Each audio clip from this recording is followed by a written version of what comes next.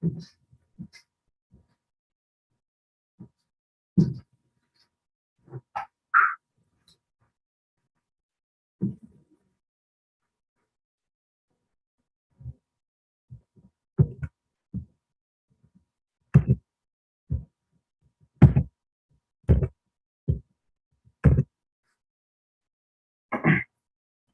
going on, guys? First things first, feels good to be back in the win column. We're now sitting here 3-2 on the season, and that wasn't without a masterful game plan and masterful execution at Jacksonville yesterday. A couple standout performances. Number one, Tutu Atwell, newcomer. We traded a fifth-round pick for him, but again, he provides us a spark out of the receiving room and just gives us speed along the edge or on the slot wherever he may be lined up. Gives us the ability to be more versatile as an offense. And he came in and made an immediate impact, 76 yards on 3 catches, a pair of touchdowns. I can't ask for anything more as far as a debut than that. So he's already a big addition to our team. Also, made a change along the line that I'll get into in a little bit because I'm sure you have questions about it.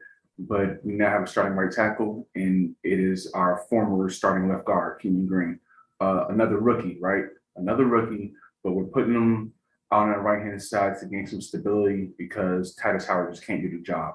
And since he can't do the job, we're going to kick him inside. And the next step is if he can't work inside, then we'll kick him off the team. And it's just as simple as that. But overall, it was a good win. You know, I told these guys, and they had a long time to rest and to really think about our last outing against the Chargers. And I told the guys, I said, look, these games happen one day at a time. We're not going to be a finished product in week 4 or week 5 or any week that has like a single digit number associated with it. It just won't happen. But what I did say was, we have an opportunity each week to be better than the last. We have an opportunity each week to be 1-0. And the things that we didn't do so well last week, we can correct them and do them better this week. So when you look at the third down execution, we hadn't been good all season on third downs, but we were pretty sharp on third downs yesterday, especially to close out that drive or that game rather with our final drive of the game. And it was just masterful. I mean, a near 5-minute drive, which is topped off by a touchdown, put the game out of reach. That's how we want to finish. And I told those guys, I said, look, y'all bring the fight every week. We bring the fight. We stick in there with our opponents. We dictate the terms to our opponents. And if you can finish, starting with this week at Jacksonville, the week that was, if you can finish against your division rival, look the Jaguar in its eyes and finish, execute and finish, you will walk out of there with its skin draped across your back. The spoils of war, we wear them today. And with that, I'll take questions.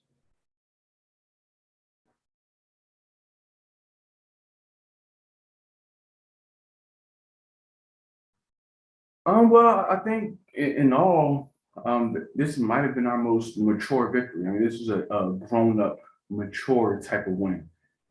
Again, Jacksonville, those guys, they got some players, and you saw some of them flash on both offense and defense, whether it was on defense, Josh Allen and Trayvon Walker. They've got some young pieces, Devin Lloyd, to build around. And on offense, of course, you have Trevor Lawrence, who I think did a fine job of keeping in check overall. Travis Etienne, obviously, tough out of the backfield, but we kind of held a lot of those things at bay, and their receivers also. I mean, yeah, Christian Kirk, who I'm not sure exactly what he did because we were kind of more focused on Marvin Jones on that left side because we knew Blackwell, again, was going to be the guy that people target on that left side. They're not going to go to Stingley so much, but I've thrown Josh Blackwell into the fire, right? And on this week, he was up against a guy who has been a 1,000-yard receiver, who has been on, just a productive player throughout his career. I think Marvin Jones has led the league in touchdowns before or been very close to doing it at some point in time.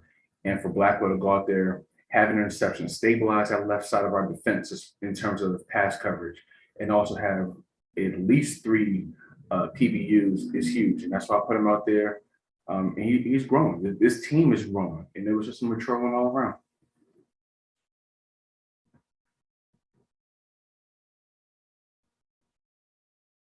Yeah, the injury to Brad hurt. Obviously now we have a decision to make. It's a torn labrum, so he'll be out roughly a month. Thankfully we have a bye week, so we'll only have to go in to, I believe, three games without his help, without his services. But yeah, we have a decision to make. I think right now the direction that we're headed in is putting him on short-term IR. He'll be out 4 weeks, but we'll have him back for, I believe, week 10.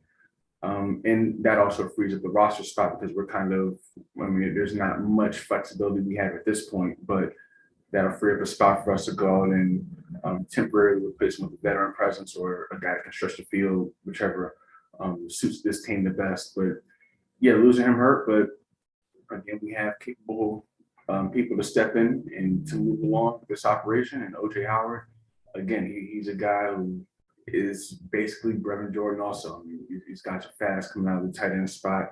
They can locate the ball, they can catch the ball. Even if you saw them on, I think it was the second down on that last drive, we had OJ kind of, go out into the left side of Jacksonville's defense on a route and covered one-on-one by Trayvon Walker. But we had the advantage there and we like what we saw. So he's open, but as Cam is throwing him the ball, he gets hit by Josh Allen, which renders the ball to be short.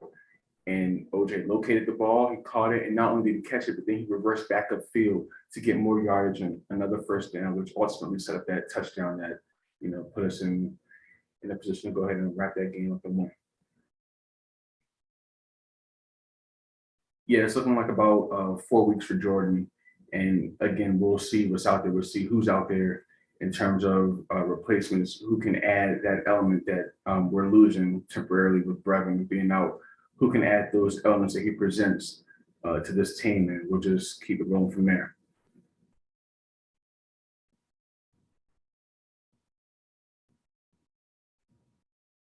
The defense is fine. I mean, I don't. We've been doing some shuffling. We've been moving Drake Jackson around. He had a sack, I think, early in that game yesterday. It was the only one in the game, but he had that, and that's good to see. And again, as another rookie, there's six rookies out there, guys. I mean, there's six of them, and for us to be, or for me to be sitting here with us being the number one defense right now with six rookies, 5 games into the season, it speaks to those guys more than me. Those guys are out there, they're hungry, they're making plays. I just have to put them in a position to do such. And he was there for that sack, and we've been just tinkering with our personnel. Jimmy Smith, again, we have a mix, like I've said before, of hungry rookies and then stout, solid veterans as well. And Jimmy being back there, first time in a couple of games, had a big pick for us. I believe Blackwell had another one, so those were our two for the game. And there was a forced fumble also on special teams. In this game, like the defense, the offense, we had again came with the 3 touchdown passes. Our run game was pretty well given the circumstances. We haven't really been able to like really emphasize the run just because of how the game flows have gone and also because of the state of this team. We're steadily improving, but it's not overnight, right? It has to happen week by week. And I'm not even saying that that's going to be a linear process because it might not, and it probably won't be. But you can see the improvements. And again, this is our most mature victory. We came out in all 3 phases of the game: offense, defense, special teams. With Turk on the kick return, changed the game. I mean, that could have been a point 17-7, we're up. But Jacksonville just scores. The crowd's starting to get into it a little bit because those guys, they haven't lost under Dez's control yet this season. So they're getting into it, and they're a hungry team also, and they're starting to believe, hey, we can get back into this game. And Turk got that kickoff 4 yards into the end zone, and I told him before, I said, look, if you like what you see, you're free to work. Don't make a mistake. Like, understand what you can't do and what you can't do, but you're free to work and to operate within your abilities. And he took that ball from 4 yards in the end zone and he cut left, and you saw the guy kind of, angling a little too aggressively, got a little overzealous, and he cut, and we were out. And from there, we just didn't look back. And that's why I just say, like, the this is our most complete victory, but now moving forward, we need to establish more complete victories and to continue to be well-rounded as a team because it's not going to get any easier. And we want to see those guys again too, and they're going to be hungry to knock us off in Houston.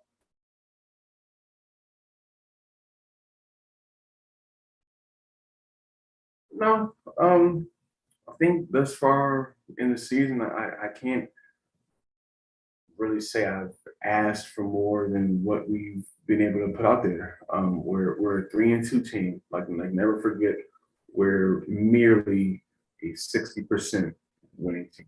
Like that's all we're on. We're not. We didn't win anything besides that game last week, and this means nothing when we go to Las Vegas after our bye week because then we have to go 1-0 again. But we're going to enjoy it. This start to the season so far, I don't think a lot of people were really expecting us to come out in the way that we have. Certainly not being the number one defense when we've led in every single game this season, and we've taken some good opponents to the brink. But I know from a personnel standpoint, we're not there just yet, but we're growing, we're developing, and we're showing signs right now that we will be a problem cycle long. So again, we have the mentality we're going to go into whatever building that we're playing in. We're going to fight. We're going to try to frustrate and fluster our opponents. And if we can do that, we're right there to finish the game. And it's that last step that we need to take in order to just establish ourselves as a contender, not only in the AFC, but the league at large. And we were able to do that once again on Sunday.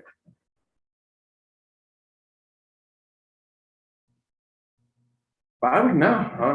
I'm gonna sit back like y'all. I'm gonna turn on Red Zone. I'm gonna watch what a lot of the guys around the league do. Some good games, some good teams, also, and we're just gonna rest up. We got out of Florida pretty fast, but of course, we have some guys on the team, including myself, with family in Florida. So, people got to check in on their family during the hurricane, and I know it's affecting what's going on in Miami and Tampa. So, hope everybody is well there. But ultimately, no. I told the guys, hey, take a little bit of time to just get back in tune with your family, your friends, your loved ones, all that good stuff. But when you come back here next week, when we prepare for Las Vegas and we go for another road game, you got to be ready. You got to be locked in.